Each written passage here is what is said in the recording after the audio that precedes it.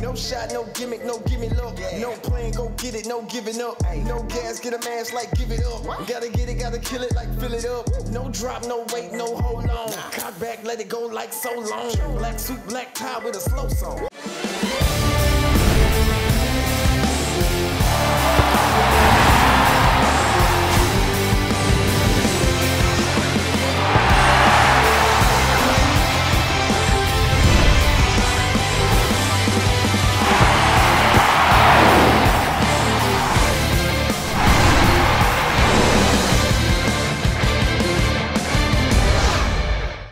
شادی نشاد یارتون با دوستان گرامی این برنامه فوتبال آسیا است و مخصوص است که به قرعه کشی بازی‌های انتخابی جام آسیا 2023 که در چین فینالی آن برگزار می‌گردد بخشیده می‌شود و در استودیو با من انور میرزایف کارشناس فوتبالی هم تاجیکستان و هم جهان و همچنین همکارم بابو خامرازاده اشتراک دارند. خوش اومدید به برنامه ما و شروع می‌کنیم از قرعه کشی که دسته منتخبی تاجیکستان حریفان خود را در اینجا دریافت. بعد از اعلام نمودن گروه‌ها بعد از داشتن قرعه کشی کمتر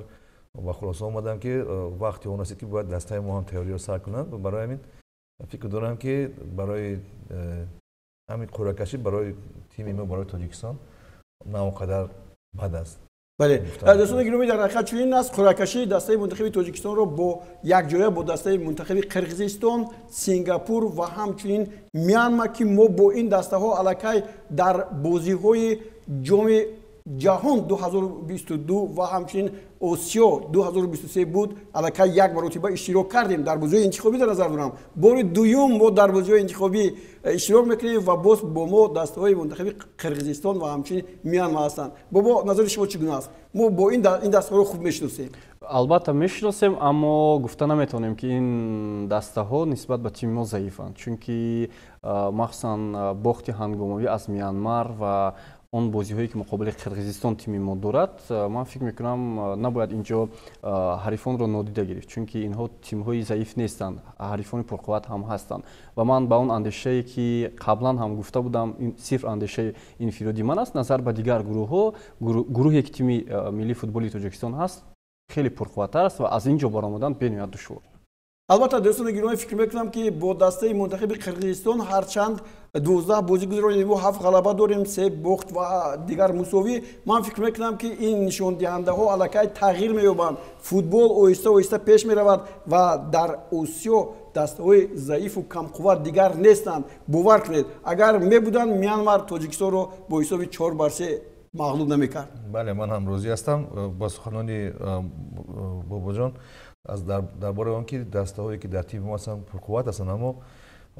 فکری من است که بعد از بخوری بال ها در بازی انتخابی پیشینه ما با خلاصه اومدیم و میدونیم که دسته میانمار در خونه خود چه بازی میکنه و در سفر چه بازی میکنه و همین خیلی هم دسته قرقیزستان رو ما میدونیم که دسته پرقوت است از حساب لیگانی رویش هر ساعت و وقت با فکر من تمام وقت اومده است که لیگانی روی اونها با پتانسیلشون به یک جای رسیدن اما دسته ما باشد از حساب بازیکنان جوانی که بسیار استعدادشون بلند است از اونها قوت‌تر شده است و برای همین من گفتم میتونم که گرچند گروه مشکل است اما من از بچهای از فوتبال بازان خودم باور دارم گرچند که حاضر با ما فقط درباره میانمار و قرقیزستان گپ میزنیم من فکر دارم دسته سنگاپور هم گرچند که اون رو سوست میگویند موافق جدول فیفا در جای پستر جایگیر است اما در بازی‌های خیلی که در اکیان نشده بود و در اونجا اشتراک کردن اونها بسیار خوب بازی کردن. همین دسته میانمار رو با بافکر خاتون که با حساب 2-0 غلبه کردن با دسته قرقیزستان بازی داشتن با غربی بازی رفیقانه من فکر دارم که سنگاپور هم گرچند که سوسترک هم باشد اما نسبت در وقتی در گروه بازی کردن و برای روخت گرفتن اونها مبارزه خواهند بود. اما دوستان گرامی چیز دیگر رو میخوام به شما بگم دسته سنگاپور دسته آسانگذر نبود ما الکی با این دسته سال 2007 در جام جهان بازی انتخابی دو وخوری انجام دادیم در شهر دوشنبه با حساب 1-1 و در بازی برگشت با حساب 2-0 مغلوب شده بودیم. سنگاپور در حیاتش بازیگران خارجی زیاد دارد و این دسته چند سال اخیر هنرنمایش در میدان‌های فوتبال بین المللی کمتر شد از این رو آنها در رده‌بندی فوتبال جهانی کمی پایان می‌ایستند و فکر می‌کنم که این هم یک دسته هست که برای ما کمک نوروشن است چون که بازی‌هاش رو کم گذرانیده است و به نزدیکی با این دسته ما بازی نکردیم اما بازی‌هایی که با قرقیزستان داشتیم مثلا حالا اینجا بازی‌های یک بر یک داریم من میتونیم اینجا حالا بگم که کارگردانی ما همون بازی‌ها رو موند ما در دو مورد بر دسته منتخب قرقیزستان میتونیم پیروزی به دست آوریم با حساب 1-0 در صفی پیش میدیم در قرقیزستان در دقیقه آخر مثلا اونها توانستند حساب رو برابر کنند اما میخواستم چیز دیگر رو بگم که اینجا تاثیر میدان خانگی قرقیزستان که بازی‌ها در قرقیزستان میگذرند همگی از 3 بازی عبارت است این دشواری پیش نمیآورد دشواری پیش میآورد من بعد از قرعه‌کشی وقتی که معلوم شد که قرقیزستان در یک گروه با ما است معلوم بود پیشینه که در گروهی که قرقیزستان بازی میکنه در گروهی که بازی میکنه در اونجا مسابقه در همون در بیشکک میگذارم و بعد از گذشتن همین قرعه‌کشی با خلاصه اومدم که مشکلاتی اساسیمون این میدان میشه ما سالهای اخیر بچه‌های ما از حساب بازی تکنیکی تاکتیکی بسیار خوب است بازی بچه‌های ما و همون میدانی که حاضر در بیشکک است در اونجا که باید ما بازی کنیم اون با سطح اون بسیار سطح ناقدر خوب دارد پسر بله بود باز ما خوب میدونیم که این بازی ها همشون در همون وقتی میشوند که یک بار همه دسته ها در یک جا بازی میکنن یک گروه در بازی میکنن و برای همین من مشکلات اصلی من فکر دارم میدان خواهد شد و یکی از مشکلات ها و دومین مشکل اون است که ما در سفر با دسته قرقیزستان کمتر مشکلی داریم چه شما گفتید ما میتونیم غلبه کنیم اما در دقیقه اخیر بازی قریب که بازی رو اما من فکر دارم که همین درس هایی که برای ما دسته مشدد با دسته قرقیزستان اون یک بچه‌ها از این درس ها یک تجربه خوب داشتم من با تمام من همچون کارشناس گفتم میتونم که دسته قرقیزستان اگر همون لیگیونرهاش نمیبود در سالهای نزدیک آنها با فکر نگاه وقت تاجیکستان هم غلبه نمیکردن اما از همون لیگیونرهایی که اومده بودن هم از استرالیا هم از گرمانیا از دیگر مملکت‌ها و بازی کردن آنها همین دسته رو پرقوت کرده بودن و برای همین هم ما در بازی‌های اگر دادتون باشه سالی 2017 بازی انتخابی چمپیون جهان ما با آنها باخته بودیم در میدان خود و من فکر دارم که بازی دیگر چی شده است هم دسته ما پرقوت‌تر شده است هم اون بچه‌هایی که در دسته قرقیزستان بازی می‌کردن اون لیگیون اونها سین سالشون کلانتر شده است من آرزو دارم که در همین بازی‌ها رقیب اساسی ما دسته قرقیزستان می‌شود هم صاحب میدان و هم از حساب رده‌بندی بلندتر است اما فکر دارم که بچه‌های ما تیم ما سرمربی رو قدر خوب نمی‌دونیم من فکر دارم همین سرمربی با همین بچه‌ها همین خیلی دسته تیار میکنه که ما در ماه ایون بازی بهترین خود رو خواهیم نشون داد. حالا با سرمربی برمیگردیم اینجا همون گروه اف است که دسته منتخبی تاجیکستان با میانمار که در آخر زینه در وقت‌های آخر زینه آخر اومد مغولستان در زینه پایان بود نشون میده در حقیقت با قرقیزستان تقریبا بازی همون برابر بود خب تاجیکستان یک بازیش به حساب رسیده شد 10 امتیاز قرقیزستان یک تا پستر شد ولی به هر نحو همین آیا قواهای دسته ها رو نشون میدهد این جدولی که در بازی‌های انتخابی جام جهان حاصل شد بله در اینجا تاجیکستان و ازبکستان دو دسته بودند که نتیجه بهتر و نسبت به دیگر گروه ها نشان دادند چون که این دسته ها قریب بودند که به مرحله سوم بازی‌های انتخابی جام جهان رو خط گیرند ولی برای ما چند گل نرسید و برای ازبکستان چند خال و مربیان هم همین چیز رو با اینوبت میگیرند حتما و میبینند که مثلا تاجیکستان بعد از ژاپنیا در زینه دوم قرار گرفت 13 امتیاز یعنی از قرقیزستان پیش گذشت و با ما جدی‌تر مناسبت میکنند در بازی‌ها ما این تاثیر بسیار منفی هم میرساند و ببینید که از طرف دیگر مثلا یک بازی میشود مثلا ما با میانمار سنگاپور قرقیزستان یک بازی انجام میدیم در داومی از 8 ایون تا 14 جدولش هست جدولی بازی ها هستند الکی روزهایش معین شدند بله و این حتما تاثیر میرساند مثلا اونجا نباید اشتباه کرد چون که یک بازی است همه چیز در یک بازی حل می شود و این پیش از همه با همون روحیه فوتبالبازان تاثیر خواهد کرد و وقت نشون میدهد مثلا ماهی مارد که سرمربی با کدام تیم های منتخب بازی دوستانه انجام میدهد اگر ما مثلا با دسته هایی که در یک سطح هستند با حریفان ما در گروه بازی های دوستانه انجام دهیم یا با دسته های پرقوت این شاید همون حالت فوتبالبازان رو بهتر کند ولی گپ سر آن است که ما در از سپتامبر تا ماه نوامبر دکامبر تنها یک بازی دوستانه داشتیم این خیلی کم است به نظر من танҳо бо Қирғизистон бозӣ кардем ки онҷо Мубин Эргашев иҷрокунандаи сармураббӣ буданд. Бале, Қозоқистон буд. Бале. бале шумо дуруст гуфтед масъулият дар ҳақиқат як бозӣ аст. ҳоло бубинед инҷо ин ҷадвали бозиҳо ҳастанд ки бозии аввала моро бо Мианма шурӯъ мекунем ва баъдан бозӣ бо Сингапур ва бо Қирғизистон ҳатман дар бозии охир ки тақдирсоз аст. ва инҷо ҳатто ду бозии аввал имконият хоҳад овард барои тими миллии мо то ба ҷо ман фикр дорам агар ягон даста аз ягон гурӯҳ агар ягон даста аз иштирок кардан даст кашад агар боз маҷбур мешавем ки як даста азро мо мисол бозӣ бо Мианмарро агар ғалаба кунем ҳисоб накунем. Ман фикр дорам ки бозӣ асосан холҳо ва бозӣ ба он дастае ки дар ҷои сеюм мешавад ба он ҳисоб кардан дар кор ва пеш аз бозӣ бо Қирғизистон бояд мо тақдири ҳамин баромаданро ҳал кунем, яъне ки бо ҳисоби калон бояд мо ғалаба кунем аз ин ду бозӣ ва ба тайёба бинем ки бо Қирғизистон бо чӣ бозӣ мешавад. Ва ман ҳам бо бобоҷон розӣ ҳастам. Вобаста аз он аст ки мо кадом даста ман бо дили пур гуфта метавонам ки даъвати бо тими мо бо хоҳиши бозӣ кардан бисёрҳо доранд. Якчанд сол пеш моро тамоман писанд ҳам намекарданд ва моро ба ягон мусобиқаҳо даъват намекарданд. ҳозир ман боварӣ дорам ки баъд аз сармураббӣ омадан ҳозир ман хабарам дорам ки дар федератсияи футбол якчанд даъватнома аст, ҳам аз Арабистони Саудӣ, ҳам аз Баҳрайн ва дигар мамлакатҳое ки мехоҳанд бо мо бозии рафиқона гузаронанд ва ин хуб аст ва вобаста аз он ки сармураббӣ кадом дастаро ҷудо мекунад барои бозии рафиқона гузарондан аз он ҳам бисёр бозӣ калон додам ва бисёр мехостам ки тими миллии мо якҷоя дар давоми ҳамин 2-3 моҳига мондааст зиёдтар тармин кунанду якдигарфаҳмӣ хубтар барои чизе ки гуфта бобо чанд вақт шуд ки мо бо бачаҳо якҷоя нестанд, сармураббӣ набуд, аммо вақт ҳаст ва ҳамон бозигароне ки ҳастанд онҳо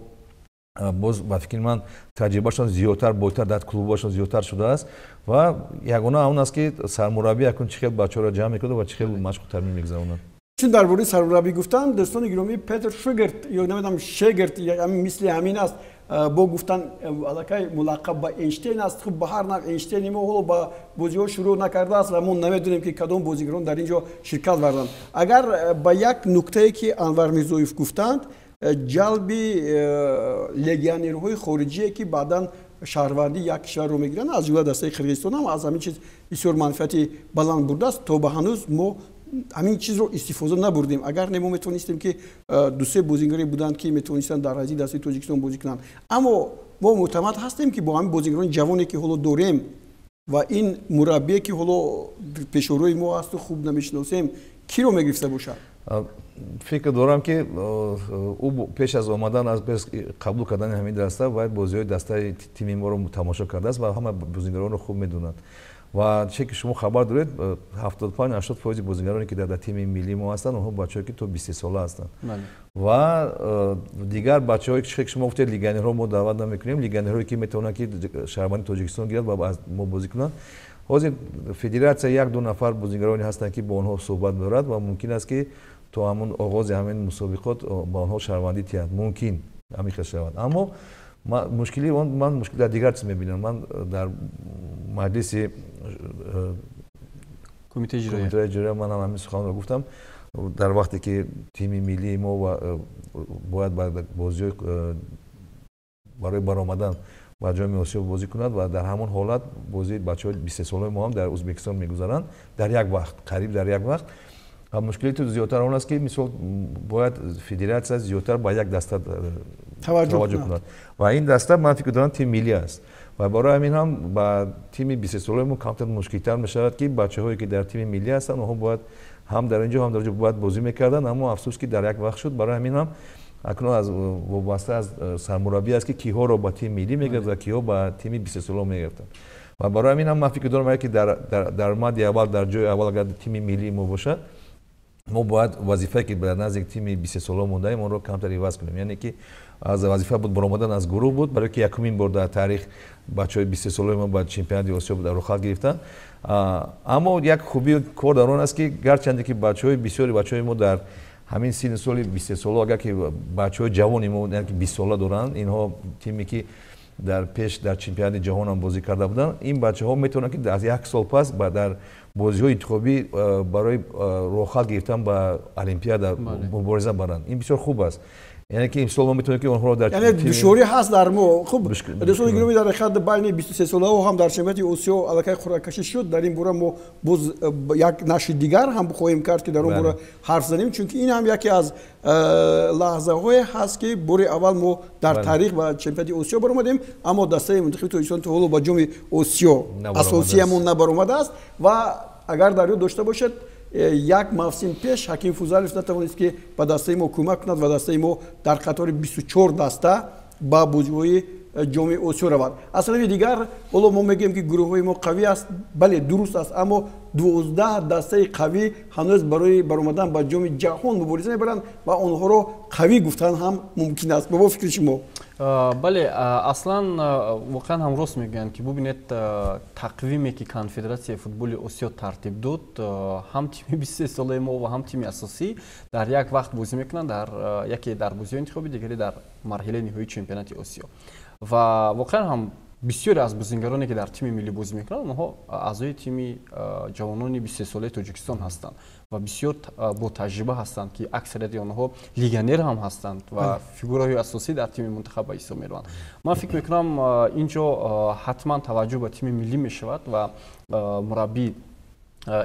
بهترین ها رو سرچین میکنند از هر تیم و شاید یک هیئت مکمل ترتیب داده شود عبارت از 30 نفر و اونجا شاید یک گروه از زیر نظارت مربی نمیگذارند، حتما در تیم منتخب 23 ساله بازی میکنند، در نظر دارم فوتبالبازان جوان را و فکر میکنم اینجا همه چیز از بازی های دوستانه آمادگی تیم ملی ما سرچشمه میگیرد که در کدام دوره آنها آماده میشوند و حالت بازیگران لیگانر چگونه است. مثلا بسیار از مربیان میگویند که برای در تیم منتخب بازی کردن فوتبالباز در کلوب باید تیار باشد و تنها اون هدف ها، اون دستورهایی که مربی سرمربی تیم ملی میدهد اون رو باید درست اجرا کنند، مثلا در داوم 10 روز یا 15 روز دیگر. من فکر میکنم قسم زیادی ما یا بازیگران اساسی ما لیگانر هستند، یعنی هیئت پروی اساسی و این بسیار خوب است که اونها از کلوب های خود میآیند. بسیار اونها در جمعیت های تعلیمی تمرینی اشتراک دارند، مثلا اونهایی که در چمپیونات ازبکستان هستند و دو نفر دیگر در ایران وحدت حنانوف و نوچر سفرов که میبینیم پیوسته در هیئت اساسی هنرنمایی کرده ایستادند. این بسیار خوب است و چند بازیگران با تجربه هم داریم که فکر میکنم مربی دعوت میکنند. وقت نشون میدهد. خب سرمربی دسته منتخب تاجیکستان دوستان گرامی با سامانه فدراسیون فوتبال تاجیکستان لکه مصاحبه انجام داده است و گفته است که ما از این گروه حتما به بازی‌های جام آسیا می‌رویم. بگذار که همین طور هم باشد، اما برای که به بازی‌های جام آسیا رویم باید ما بسیار هم آمادگی پخته داشته باشیم، یعنی بازی‌های تجربی زیاد با دسته‌های منتخب داشته باشیم که آنها در سطح بلندتر قرار داشته باشند. ما میتونیم با ازبکستان بازی کنیم چون در یک گروه نیستیم. من فکر دارم که همین خیلی پیش درباره این صحبت بود، اگر که ما در یک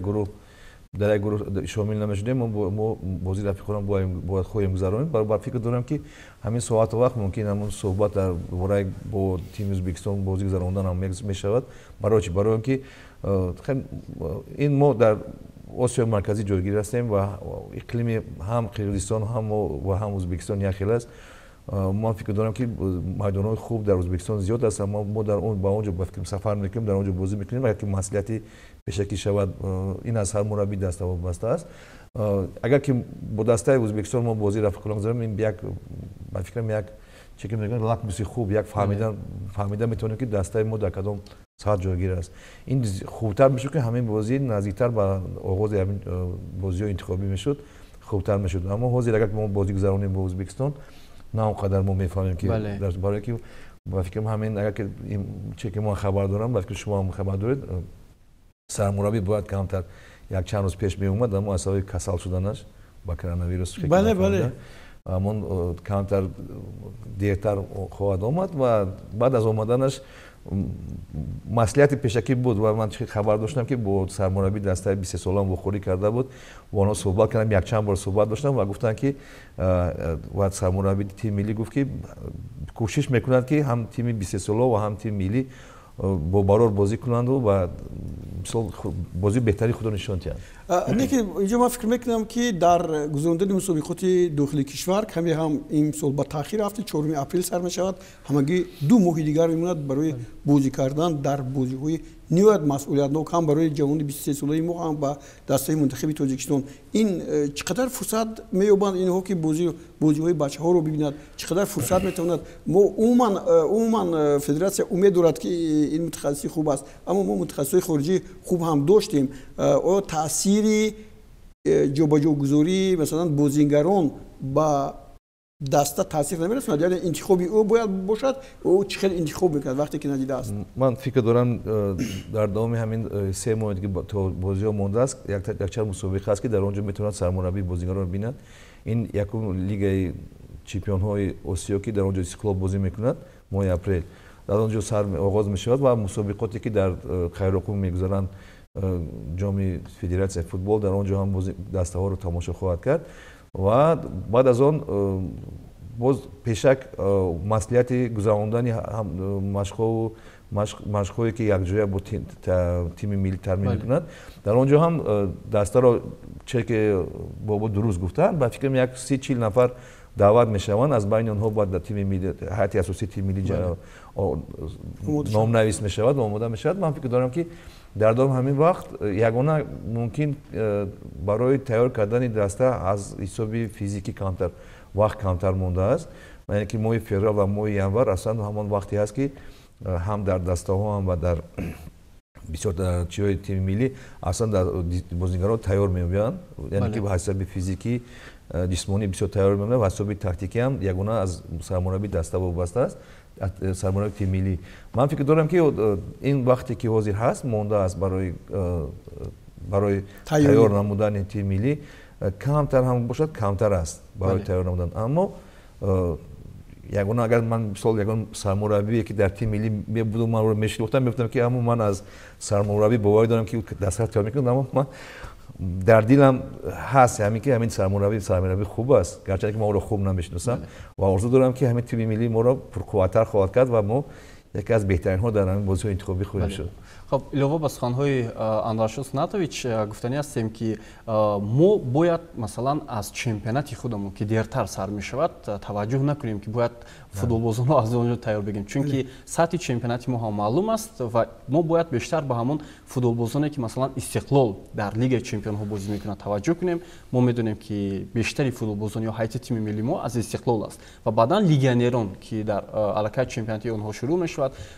чӣ тавре ки мо огоҳ ҳастем чемпионати Узбекистон хеле барвақт шурӯъ мешавад онҷо Эҳсони Паншанбе бозӣ мекунад Алишер Ҷалилов бозӣ мекунад шояд Зоир Ҷурабоев ҳам бозӣ кунад Давронҷон Эргашев бубинед чӣ қадар бозингарон ва боз легионере ки дар дигар кишварҳо ҳастанд мо бояд таваҷҷӯҳ кунем бештар ба легионерон дар ҳамин давра чунки масалан аз чемпионати мо масалан бозингар гирифтан то оғози саршавии бозиҳои интихоби ҷоми Осиё ин шояд каме риск ҳам шавад барои ҳам сармураббӣ ҳам тими миллӣ чунки шояд 4 давр мегузарад 5 давр мегузарад вале аз 4 давр 5 давр тайёри бозингараро дидан ман фикр мекунам ин шояд дуруст намешавад яъне ба фикри шумо такя ба ҳамон ҳайати буд то ин дам ба ҳамун мешавад даврае ки Усмон Тошев буд ҳамун мешавад мегӯед фикр мекунам не ман фикр намешавад сармураббӣ ки аз нав дастаро қабул мекунад ва роҳбарӣ мекунад бояд фикри худашро дорад қисми зиёди бозингароне ки дар тими миллӣ бозӣ мекунанд онҳо дар ин даста ҳам даъват мешаванд аммо дар ҳолате ки онҳоро дар вақти машқу тармим мебинанд ки агар тайёр набошанд ман фикр надорам ки сармураббии тим ба худаш душман аст ва бозигар ки тайёр набошад ӯро бо даста гирад чун ки бобо гуфтанд ман ҳам розӣ ҳастам бояд зиёдтар ба легионерҳо таваҷҷӯҳ кард ва ба дастаи Истиқлол барои чӣ барое ки мо хуб медонем ки бозингароне ки дар тими Истиқлол буданд бисёраш даъват шуданд ба дигар клубҳои дигари хориҷа бисёр таклифҳои зиёд доштанд ҳам Рустам Соиров ҳам Ислом Зоиров аммо аз ҳисоби ҳамин бозии лигаи чемпионҳо онҳо дар тим монданд роҳбарияти даста ҳам хел кӯшиш кард ки онҳо дар тим монанд барои ҳамин бозиҳое ки бисёр барои тими Истиқлол ман фикр дорам мушкилтар мешаванд барое ки Истиқлол ҳозир бисёр ҳамчун дастаи пурқувват мешиносанд аммо аз ҳисоби дар ин ҷо буданаш аз ҳисоби тайёрӣ дидан ба лигаи чемпионҳо ҳамин ҷавонҳое ки мо дорем дар тими Истиқлол ва дигар бачаҳое ки дар тими Истиқлол ҳастанд онҳо ба фикри ман барои ҳамин мусобиқоте ки мо июн мешавад тайёр мешаванд. ва ҳамчунин дастаҳои хуҷанд ва клуби марказӣ ҳам дар ҷоми Африка бозӣ мекунанд ва ин чизҳо ҳам фикр мекунам албатта таъсир мерасанд. онҳо ҳам аллакай тайёриҳои худро барвақт шурӯъ карданд ва бозиҳои ҷоми Африка ҳам дар охирҳои моҳи апрел онҷо моҳи июн аст. барои ҳамин вақт кам аст. хуб ба ҳар нав мо аллакай дар бораи гурӯҳи Тоҷикистон гуфтем, аммо дар бораи дигар гурӯҳҳое ки ҳастанд инҷо назарҳо хеле зиёд ҳастанд. шумо хеле хуб гуфтед ки инҷо агар як даста ширкат наварзад, ман метарсам ки ҳамин Сингапур мумкин ба ҳамин мусобиқа наояд, чунки як бор ин кор аз ҷониби ин даста шуда буд. хуб дигар фақат мубориза барои баромадан ба бозиҳои ниҳоӣ ин вохӯрӣ дастаи Миллии Тоҷикистон бо Қирғизистон хоҳад буд дар даври охирин. бале манам фикр дорам ки ин як ҷадвалҳое ки фақат тартиб метиҳад аз ҳисоби конфедератсияи футболи Осиё ҳамин хел аст. дастае ки дар ҷадвал дар боландтар аст ва дуюм сеюм ҳамин хел мекунад ки ахирон бозие ки охирон мешавад ҳалкунанда бо байни дастаи якум ва дуюме ки дар ҷадвал ҷойгиранд онҳо мегузаронанд. ин ҳам як маънияшан дуруст аст. ман фикр дорам ки ду дастае ки пурқувват аст, онҳо байни худ бояд тақдири ҳамин чиро роҳхатро ҳал кунанд. ин хубтар аст ба фикри. хуб дуруст аст. ман фикр мекунам дар бораи дастаи мунтахаби Тоҷикистон омодагиҳояш чӣ тавр шуд, мо фикрҳоро гуфтем. агар ягон чиз дигар бошад, мо метавонем гузарем дар бораи дигар дастҳое ки хуб пешгӯии худро гӯем дар гурӯҳҳо. ҳоло аз коргардон хоҳиш мекунем ки ҳамон гурӯҳҳоро ба мо як бори дигар нишон диҳад. хуб гурӯҳи А Урдун, Кувайт, Индонезия, Непал. инҷо ҳам дастаҳои Урдун, Кувайт, Индонезия ҳам солҳои охир хеле хуб бозӣ мекунад. ба назарам муборизаи пуршиддат хоҳад буд. қудратнокии ин даста нисбат ба ҳоло гурӯҳҳое ки мо гуфтем инҷо ин бештар аст. ҳамин тавр нест? бале ва Непал ҳам бо мо бозӣ карда буд. аз рӯи бозӣ онҳо чандон заиф наменамоянд, чунки дар Осиё ман фикр мекунам қариб тимҳои заиф боқӣ намондааст. ҳама тимҳо омодагии хуб мегиранд ва мубориза онҷо бисёр пуршиддат мешавад. мо аниқ медонем ки Урдун фаворит аст дар ин гурӯҳ, чунки Кувайт чанд соли охир аз ҷониби ФИФА бозибадар шуда буд, бале муҷозот шуда буд, бозиҳои дӯстона накарда буд, вале нав баргаштааст. инҷо Урдун аниқ аст ки дар гурӯҳи А фаворит барои баромадан ба даври дигар мешавад. дар гурӯҳи Б ҳам дӯстони гурӯҳи Фаластин, Филиппин, Яман, Муғулистон ҳастанд. инҷо дар ҳақиқат Фаластин ҳам бисёр ҳам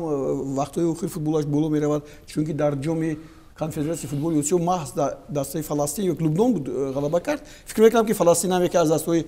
беҳтарин аст ва инҷо Филиппин ҳам бад нест. аммо Яман ҷавони хеле хуб дорад. инҷо мо фикр мекунам ки гурӯҳи Б ин дастаҳои Фаластин ва Яман ба даври дигар хоҳанд гузашт. аммо гурӯҳи С ҳамсояи кишвари мо Ӯзбекистон ки имсол бо мо ҳам тақдир аст ва ба марҳилаи ниҳоии ҷоми Осиё маҳз дар ҳамин гурӯҳҳо ширкат меварзад. Таиланд, Малдив ва Шри-Ланка. инҷо мо дирӯз ҳатто орзуам кардем ки замоне ки марҳилаи қуръакашӣ бозиҳои интихоби Осиё мешуд ва танҳо як роҳхат боқӣ монда буд, яъне Таиланд то омаданаш ба зинаи дуюм, мо орзу мекардем ки ҳаминҷо Тоҷикистон шомил шавад ҳамроҳ бо Ӯзбекистон, чунки албатта фаворит Ӯзбекистон аст ва муқобили Малдив, Шри-Ланка тими мо таҷрибаи калонтар доранд, яъне он дастаҳо нисбат ба тими мо андаке қудрати пасттар доранд. вале бубинед Таиланд ба ин гурӯҳ шомил шуд. албатта маълум аст ки инҷо Ӯзбекистон ва Таиланд ҳам бисёр дастаи пурқувват аст. ман фикр мекунам ки дар муқобили дастаи мунтахаби Тоҷикистон як бозии бисёр аъло гузаронида моро ҳам мағлуб карда буд. аммо ин солҳои пеш буд. бале солҳои пеш буд. дар ин ҷо бале шумо мегӯед ки Тоҷикистон аз ин ҷо аз зинаи дуюм барояд? на, ман мехоҳам ки аз зинаи аввал мо ба бозиҳои инҷо муҳим нест, муҳим роҳхат аст ба шумо меосад. дӯстони гироми ҳаминро ҳам ба шумо гуфтанӣ ҳастем ки соли дуюм аст ки 24 даста аз Осиё ба бозиҳои ниҳоӣ меравад ки ин хеле осонтар шуд нисбат ба солҳои пешине ки ҳамагӣ 16 даста мебаромад ва мо натавонистем аллакай дар як мавсими 24 дастае ки ба он ҷо меравад равем. таври аллакай дар оғоз гуфтем, вале ин навбат ҳатман бояд равем. агар наравем, ман намедонам ки дар бораи футболи мо чӣ гуфтан мумкин аст. хай бед ба гурӯҳи Д ҳам назар мекунем. Ҳиндустон, Гонконг, Афғонистон, Камбодия. ин аз назари ман аз ҳама гурӯҳҳои осонгузар ҳамин ҷо буд ки Ҳиндустон инҷо бартарӣ дорад. хуб аз ҷои дуюм шояд ягон даста ба боло наравад. хуб Баҳрайн, Туркманистон, Малайзия, Бангладеш гурӯҳи И аст. инҷо Туркманистон ҳам бозиҳои хеле зебо нишон медиҳад. бовар кунед, ман бозиҳои ин дастаро тамошо кардам. Баҳрайн ҳам хуб аст. Малайзия ҳам бад нест. хуб дар бораи Бангладеш ман чизе намегӯям. шумо чӣ назар доред? ман фикр дорам ки аз ҳамин гурӯҳое ки шумо эълон кардед ба фикрам ҳама дастаҳо ҳама дастое ки фақат Шри-Ланка Малдив ман ҳисоб намекунам аммо мо дар гурӯҳи дег ак бинем агар ман фикр дорам Афғонистонам як шонси хуб дорад барои баромадан барое ки ман фикр дорам ки бо Ҳиндустон онҳо бисёр хуб бозӣ мекунанд аммо Гонконг дастаи хуб аст ман бозиро тамошо кардам дастаи хуб доранд инҳо Туркманистон Баҳрейн Малайзия ва Бангладеш шумо мо чандин сол бо Бангладеш бозӣ кардем ва медонем ки сол то сол дар он ҷо футбол тараққӣ дорад ман фикр дорам инҷо гурӯҳ қариб ки баробар аст аммо шумо дуруст қайд кардед Туркманистон сол то сол футболи бисёр зебо нишон медиҳад ман фикр дорам онҳо ҳам шонси хуб доранд аз гурӯҳи Фаластину Филиппину Яману Монгол ин даста ман фикр дорам мо бо Монголия бозӣ кардем ва медонем ки чӣ хел мушкил барои мо буд дар сафар чӣ хел мушкил бо Муғулистон фикр дорам ки дар ҳамин ҷо ҳам ба ин дастое ки дар ҳамин гурӯҳ шомил ҳастанд бо Муғулистон агар бозӣ кунанд бисёр мушкилӣ ба сар мебаранд ва бозиҳо дар Муғулистон мешавад ва бозиҳо дар Муғулистон мешавад ки дар он ҷо бисёр мушкил аст бозӣ кардан мо бозӣ кардем ва дидем ки бо ҳисоби 1-0 фақат мо ғалаба кардем ва фикр дорам ки баъд аз рафтани рохат гирифтани ҳамун 12 даста ба қисми ниҳоии ҷоми Осиё ин дастаҳое ки мондаанд бисёр даста ин дастаҳое ки ҳозир мондаанд ҳама ин дастаҳо ба ғайр аз ман чӣ гуфтам Малдив ва Шри-Ланка шонси хуб доранд барои баромадан ба ҷоми Осиё ба қисми ниҳоии ҷоми Осиё аммо аслан мо фикри ман дар ҳамун гурӯҳи F аст ки дастаи миллии мо бозӣ мекунад ва ман орзу дорам ки дар таърих якум бор ҳам бошад тими миллии мо ба ҷоми Осиё рохат гирад бале дӯстони гиромӣ ташаккур ба шумо бо ин ба орзуҳои шумо мо ҳам ҳамроҳ ҳастем ва дӯстони гиромӣ дар ҳақиқат умед дорем ки дар қатори беҳтарин дастаҳое ки аз ин гурӯҳҳои дар марҳилаи интихобии ҷоми Осиё 2023 ки моҳи июн шурӯъ мегардад дастаи мунтахаби Тоҷикистон метавонад ки ба бозиҳои бори аввал дар таърих финалӣ равад ва мо шумо бо кафкӯбиҳо барои хотири он корномае ки футболбозони мо мекунанд кафкӯбем ва бо ифтихор бигӯем ки Тоҷикистон ҳам дар ҷоми Осиё иштирок кардааст ва маҳз дар Чин соли 2023 бо ҳамин суханҳо барномаи имрӯзаи махсуси худро футболи Осиё аст ба поён мерасонем боқӣ сеҳатманду пирӯз бошед шумо ҳам сеҳатманду пирӯз бошед ташаккур ба шумо ки ба ин барнома меоед хайр дӯстони гиромӣ шод бошед.